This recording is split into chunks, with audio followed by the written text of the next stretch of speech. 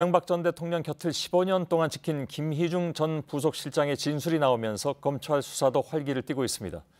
빠르면 다음 달 초에, 그러니까 동계올림픽 전에 이명박 전 대통령에 대한 직접 조사가 이루어질 것이라는 관측도 나오고 있습니다. 검찰 취재기자를 연결하겠습니다. 이승필 기자.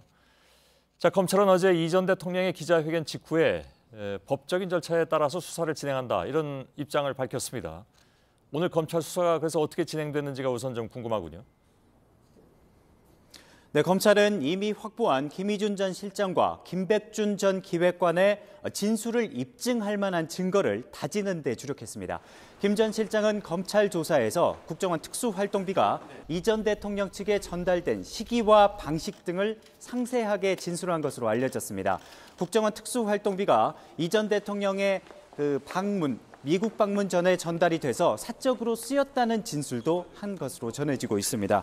검찰은 또 국정원 특수활동비 5천만 원을 상납받은 혐의로 구속된 김진모 전 청와대 민정 2 비서관을 구속 이후에 다시 불러서 조사했습니다.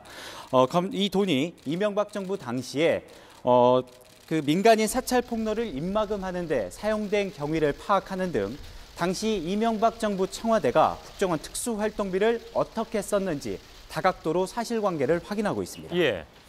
자, 검찰 수사망이 이렇게 좁혀지면 이 전 대통령도 결국 이제 직접 소환되지 않겠느냐, 이런 얘기 당연히 나올 수 있죠. 그래서 그 시기가 이제 거론이 많이 되는데, 아까 말씀드린 대로 동계올림픽 전 2월 초 이 정도로 지금 예상이 되고 있는 겁니까? 네, 먼저 김희중 전 실장 등 이 전 대통령 핵심 측근들의 진술 확보를 비롯해서 검찰의 수사 진행 상황이 관건입니다. 또 국정원 특수활동비 수수 혐의로 어제 새벽을 전후해서 나란히 구속된 김백준 전 기획관과 김진모 전 비서관의 구속 만기가 최장 20일이라는 점을 감안했을 때 평창 동계올림픽 개막 전에는 이 전 대통령이 소환될 거라는 관측이 나오고 있습니다.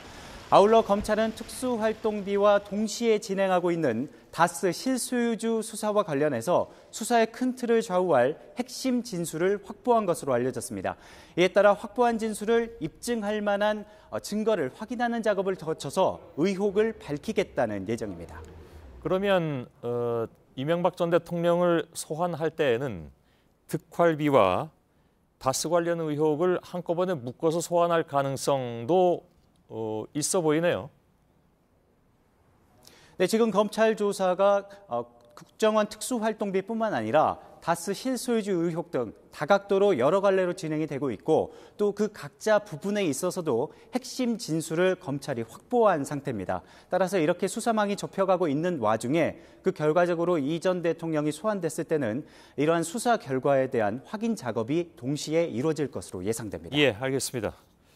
중앙지검에 나가 있는 이승필 기자였습니다.